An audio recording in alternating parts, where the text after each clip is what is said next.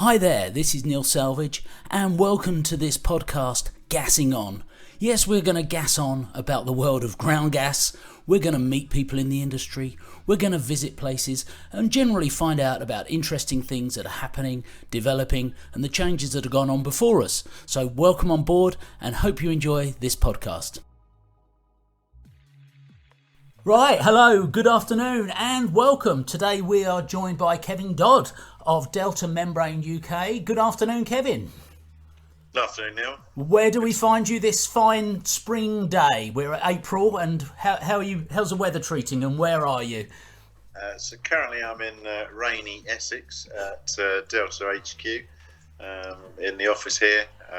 Just been running through some training and presentations for our various up-and-coming training courses. Now we are allowed to do live training again under current government guidance. So yes, Excellent. All exciting time now. Oh, it'd be good to get back in the classroom with everybody, but we've missed it too long, I think. So, but Kevin, just give us a little insight into yourself and your role, how you've got involved in the ground gas world. How did it all begin?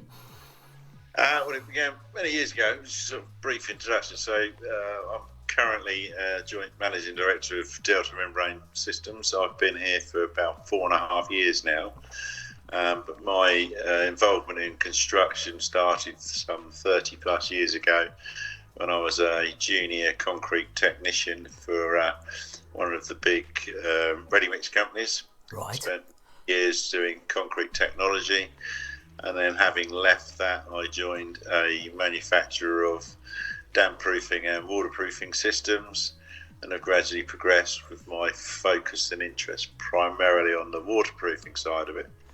Right. And probably sort of even up to 20 years ago with the early advents of cavity drain membranes and converting existing basements, have always had an awareness of radon in certain parts of the country and addressing issues of radon as a ground gas as well as the waterproofing.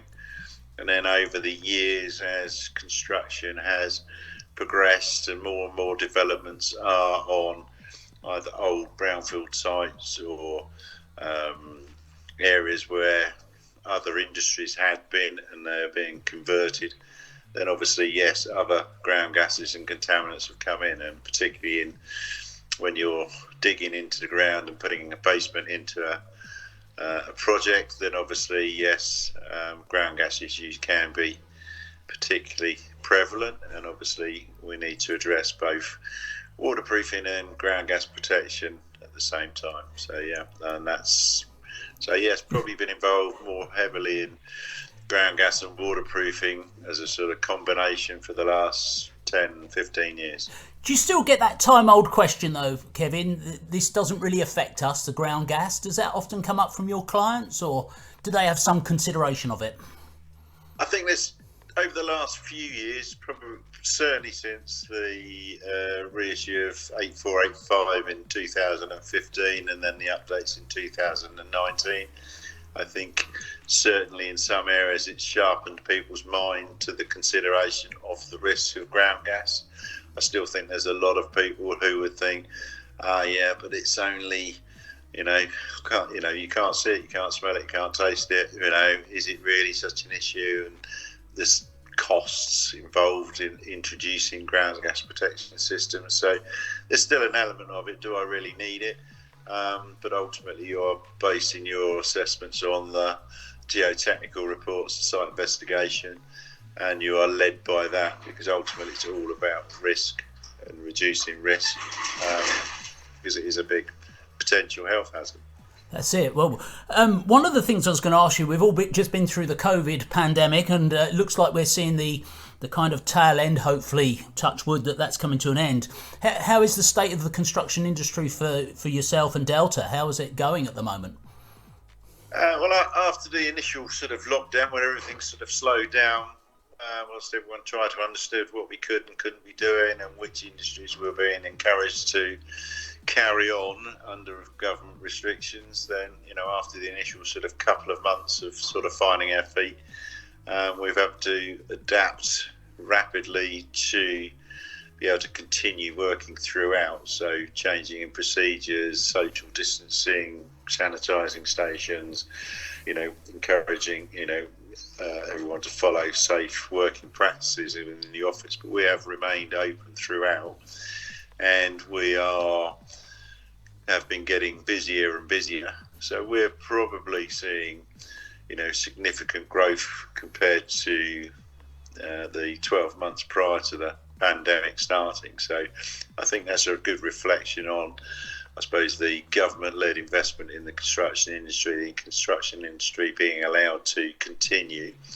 But also a lot of people who are now at home, who've been staring at the same four walls and looking at ways to improve, renovate, extend, create the extra office at home.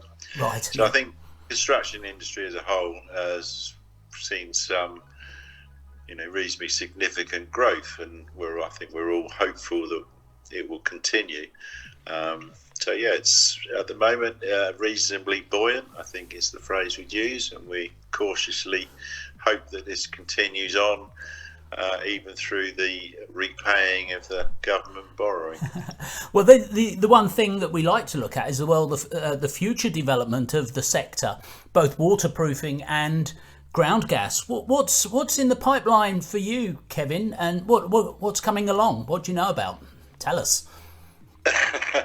Well, I think ground gas and waterproofing is always going to be a sort of complex mixture. You've got two codes of practice which currently don't necessarily see exactly eye to eye. You've got BS 8102, which is currently going through its sort of review after sort of 12 years of existing formats. So that's currently going through an extensive review with the BSI, and I'm sure there will be some changes which may address some of the alignment issues. But you've got currently, if you're looking at the waterproofing side of things, predominantly 8102 sort of infers that a Type C cavity drain system, for example, offers least risk as a waterproofing system. Whereas obviously if you look at 8485, it would suggest that it's probably a higher risk from a ground gas perspective. So you have to marry the two together, which creates, a bit more thinking, consideration for the design, the practicalities of installation, the efficiencies of the ground gas protection system in line with the waterproofing systems. And obviously then, particularly on new construction, you have the added aspects of looking after other stakeholders within that, such as building warranty providers. And obviously ground gas is always going to be taking the lead, because obviously it's a more significant health hazard than a damp patch on a basement wall, for example. So I think you'll see better design of both waterproofing and gas protection systems within below ground systems. You'll see greater emphasis on training and understanding of products and systems that are used. And I think you find that there'll be continued development from manufacturers in terms of materials which will fit across both sectors to satisfy requirements both from the waterproofing perspective and from the ground gas side of things. So I think, moving forward, I think you'll only see, and I think we all hope that both standards of design, installation of ground gas and waterproofing systems improve over the coming years and continue to do so. Well, I know we're very active. We work together, Kevin, on some of the training elements. Is that a big part of the Delta, the dynamic of what Delta believes in, getting the knowledge out there? Yeah, training is a key part. Obviously, whether it's from, there's a number of, qualifications on the waterproofing side that people can achieve, which is basically looking at improving levels of design and understanding of waterproofing systems. But I think also you can have the best design and the best products. But the key really to a successful project is also it needs to be installed correctly. and obviously training and education of technicians in how to use products and systems, how to combine products and systems and understand their uses and applications is key. So training and education of installing contractors is a key to Delta's growth within the market. Ultimately, we've had to adapt to not being able to do live training recently, so we've developed, as you know, Neil, a whole range of sort of how-to videos for the technicians, so they can use them literally, log on to YouTube, download a video, 3 minutes later they've got a good guide as to how to use a particular product or how to do a detailing around a pipe penetration, for example. So yeah. Excellent. Well, I try and keep these nice and condensed, Kevin, and just one last question to finish off, which is, where's been the most challenging job that you've encountered? The most, the project that's really made you wake up in the middle of the night and think, oh my God, what am I going to do? I think it's, I think over the many years, from the early times, there's quite a few sort of complex waterproofing ones. So when you're doing sort of, 5 stories below ground, multi-level basements, then yes, they have. But if you're looking at combining ground gas and waterproofing, smallest jobs we've had recently, I think the basement footprint is something like 45 square metres.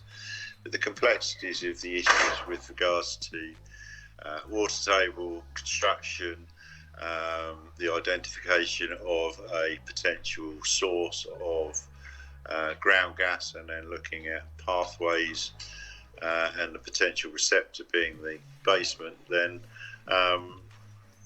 that's created a whole range of issues in terms of overcoming from a design and also from the contractor's point of view and installation to satisfy both the warranty provider who wants his 2 forms of waterproofing, the theoretical ground gas to satisfy the building control, and the fact that even with site monitoring, we've yet to actually establish any form of ground gas contamination, concentration or flow rate. Right. We're going through a process where we are putting the primary waterproofing and primary gas protection in.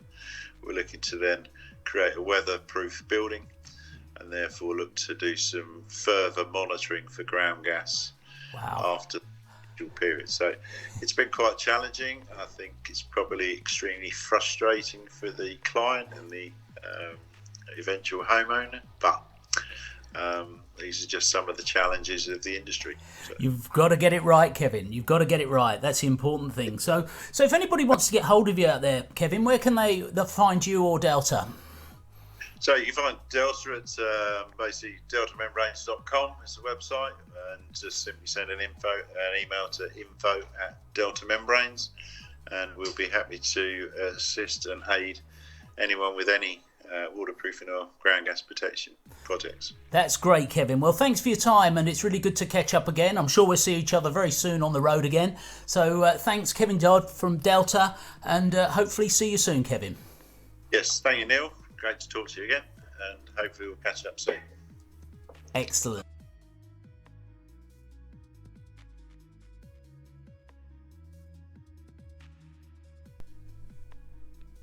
So thanks for joining us, and look forward to seeing you again next time. Bye now.